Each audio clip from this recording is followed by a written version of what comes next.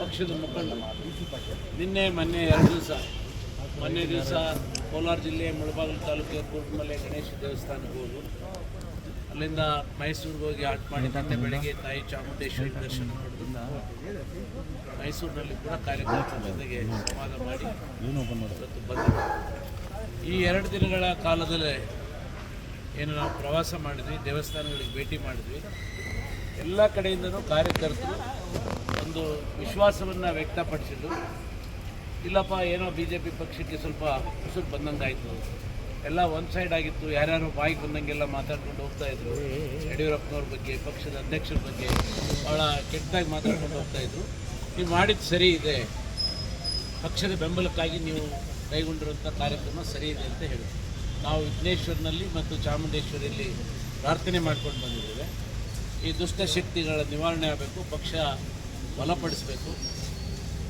ನಮ್ಮ ಪಕ್ಷದ ಅಧ್ಯಕ್ಷರಾದಂಥ ವಿಜೇಂದ್ರ ಅವರ ನೇತೃತ್ವದಲ್ಲಿ ನಾವೆಲ್ಲರೂ ಕೂಡ ಪಕ್ಷವನ್ನು ಸಂಘಟನೆ ಮಾಡಿ ಮುಂದಿನ ದಿನಗಳಲ್ಲಿ ಅವರ ನೇತೃತ್ವದಲ್ಲಿಯೇ ಚುನಾವಣೆಗೆ ಹೋಗಿ ಮತ್ತೆ 130-135 ಸೀಟುಗಳನ್ನು ಗೆದ್ದು ಅಧಿಕಾರಕ್ಕೆ ಬರಬೇಕು ಅನ್ನೋಂಥ ಒಂದು ಬೇಡಿಕೆಯನ್ನು ದೇವರುಗಳಲ್ಲಿ ನಾವು ಇಟ್ಟು ಬಂದಿದ್ದೇವೆ.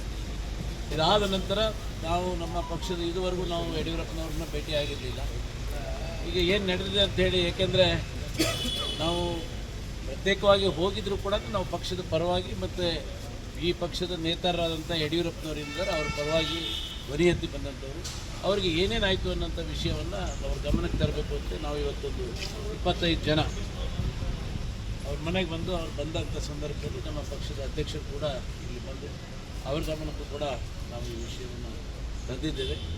ಅವರಿಗೆ ಅವರು ಅಧ್ಯಕ್ಷರು ಹೇಳಿದ್ದಿಷ್ಟೇ, ಪಕ್ಷದ ಸಂಘಟನೆ ಆಗಬೇಕು, ಸಂಘಟನಾ ಪರ್ವ ಪ್ರಾರಂಭ ಆಗಬೇಕು, ಸಕ್ರಿಯ ಸದಸ್ಯತ್ವವನ್ನು ಬಲಪಡಿಸಬೇಕು. ಇದನ್ನು ರಾಜ್ಯದ ಮತ್ತು ರಾಷ್ಟ್ರೀಯ ನಾಯಕರು ಕೂಡ ನಿರೀಕ್ಷೆ ಮಾಡ್ತಾರೆ. ಆದಷ್ಟು ಬೇಗ ಎಲ್ಲರೂ ಕೂಡ ಪಕ್ಷದ ಸಂಘಟನೆಯಲ್ಲಿ ತೊಡಗಿಸ್ಕೊಳ್ಳಿ ಅಂತ ಹೇಳಿದ್ದಾರೆ. ನಾವು ಅವರಿಗೆ ಅಧ್ಯಕ್ಷರಿಗೆ ವಿನಂತಿ ಮಾಡಿಕೊಂಡಿದ್ದೀವಿ, ನಾವು ಇಷ್ಟು ಜನ ಏನಿದ್ದೀವಿ ಇಷ್ಟೇ ಜನ ಅಲ್ಲ, ಇನ್ನೂ ಭಾಳಷ್ಟು ಜನ ತಮ್ಮನ್ನು ಭೇಟಿಯಾಗಬೇಕು ಅಂತ ಇದ್ದಾರೆ. ಈ ಅಧಿವೇಶನ ಆದ ನಂತರ ನಮಗೆ ಸುಮಾರು ಒಂದು ಅರ್ಧ ದಿವಸ ನೀವು ನಮಗೆ ಟೈಮ್ ಕೊಡಬೇಕು, ನಿಮ್ಮ ಜೊತೆಗೆ ನಾವು ಸವಿಸ್ತಾರವಾಗಿ ಚರ್ಚೆ ಮಾಡಬೇಕು ಅಂತ ಹೇಳಿದಾಗ ಅವರು ಇಲ್ಲ, ಅಧಿವೇಶನ ಮುಗಿದ್ಮೇಲೆ ನಾವೆಲ್ಲ ಭೇಟಿ ಮಾಡೋಣ ಅಂತ ಹೇಳಿದ್ದಾರೆ. ಸೌಹಾರ್ದಯುತವಾಗಿತ್ತು. ನಾವು ಈಗಾಗಲೇ ನಿನ್ನೆ ನಮ್ಮ ರೇಣುಕಾಚಾರ್ಯ ಅವರು, ಕಟ್ಟ ಸುಬ್ರಹ್ಮಣ್ಯ ನಾಯ್ಡು ಅವರು, ನಾವೆಲ್ಲ ಮೈಸೂರಲ್ಲಿ ನಾಗೇಂದ್ರ ಅವರು ಏನು ಸೇರಿಕೊಂಡಿದ್ವಿ. 10ನೇ ತಾರೀಕು 9ನೇ ತಾರೀಕು ದಾವಣಗೆರೆ, 10ನೇ ತಾರೀಕು ದಾವಣಗೆರೆಯಲ್ಲಿ ಕೂಡ ಎಲ್ಲರೂ ಕೂಡ, ಯಾಕೆಂದರೆ ದಾವಣಗೆರೆ ಒಂದು ಮಧ್ಯ ಪ್ರಾಂತ ಇಡೀ ರಾಜ್ಯಕ್ಕೆ, ಅಲ್ಲಿ ಎಲ್ಲರೂ ಕೂಡ ಒಂದು ಸೇರಿಕೊಂಡು ಪಕ್ಷದ ಸಂಘಟನೆ ದೃಷ್ಟಿಯಿಂದ ಮತ್ತು ಪಕ್ಷವನ್ನು ಬಲಪಡಿಸಬೇಕು ಇನ್ನೊಂದು ಚರ್ಚೆ ಮಾಡಬೇಕು ಅಂತ ನಾವು ತೀರ್ಮಾನ ಮಾಡಿದ್ದೇವೆ. ಅಲ್ಲಿ ಎಲ್ಲರ ಅಭಿಪ್ರಾಯವನ್ನು ಪಡೆದು ಮುಂದೆ ಈಗ ನೋಡಿ ನಾವು ಹೇಳಿದ್ವಿ. Ashwavega English News. Coming soon. Your channel, your voice, your trust.